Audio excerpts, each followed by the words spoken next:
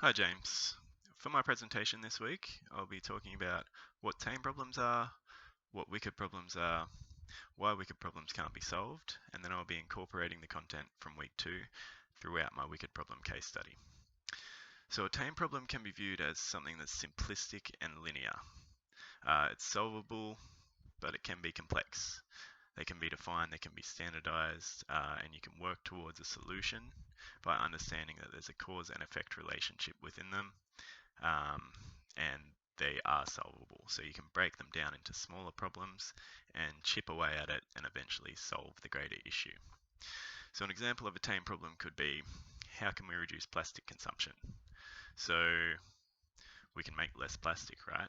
If there's less plastic available, then less will be consumed. Cause and effect relationship. Pretty straightforward, right? Makes sense. What about a wicked problem though? So they're highly complex. They have many interrelated factors. They can't actually be solved because they're open-ended. They're chaotic. As you go, they unravel more problems as you try to solve them. They can't be broken down. Each wicked problem is unique. They're all their own problem. So you can't try to use a solution from the past that's worked to solve a new wicked problem because they're all different.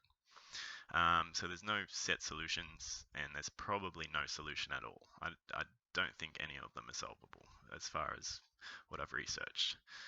So an example of what a wicked problem could be is, how do we reduce plastic consumption on a global scale? Well, a possible solution would be to educate people. In Australia, we've been educating people for decades on the issue of pollution, how bad it is, why you shouldn't use single-use products, and yeah, it obviously hasn't worked. There's the issue of human nature, which is another wicked problem in itself. But people won't always do the ethical thing or the expected thing. People are chaotic, people are unpredictable. So this is referred to as scientific chaos or chaos theory, that what you expect to happen probably won't happen. So even with educating people, in Australia we've actually banned single-use plastics, but you can still get plastic. You can't just go to the supermarket and say, hey, can I grab these items without plastic? Because it's already been used. It's already been consumed. So it's a greater issue.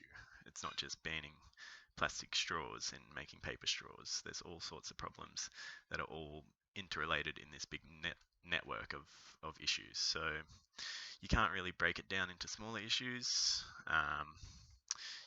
You can make a positive effect. So education, now that people know that it's a bad thing, a lot of people will try to use different products like paper or cornstarch in the place of plastic, or beeswax, cling wrap, or whatever it might be. But on a global scale, we can't really implement this. We can't really monitor this, or even on a national scale. But on a global scale, you've got developing countries, and what are we going to do? Call them up and say, hey, you can't use plastic anymore. And they've got issues like famine, they've got disease. The last thing they're going to be thinking about is reducing plastic consumption, because why would they care? And then in Australia, you've got corporate greed on top of this. So are companies really going to care? Are they going to switch to more expensive, environmentally friendly products, or are they just going to keep doing what they're doing and making money? So that's another wicked problem, corporate greed, that's interrelated with this problem. So every wicked problem can actually be seen as a symptom of another wicked problem. They're all related. It's like a spider web of different networks, all related and all non-solvable. And then you bring the issue of COVID into it. After we've banned single-use plastics, then a virus comes out and we have to revert back to everything being single-use. So that's another wicked problem incorporated into this. Yeah, all engage with each other. So they're all related, um, not solvable. They're non-linear. There's a lot going on. They're complex adaptive systems because they're all chaotic. They're constantly changing, and you can make an impact, positive or negative, but you really can't solve these problems. Um, People need to collaborate to try to make the best positive effect that they can, but can't expect to just eradicate these issues. Thank you.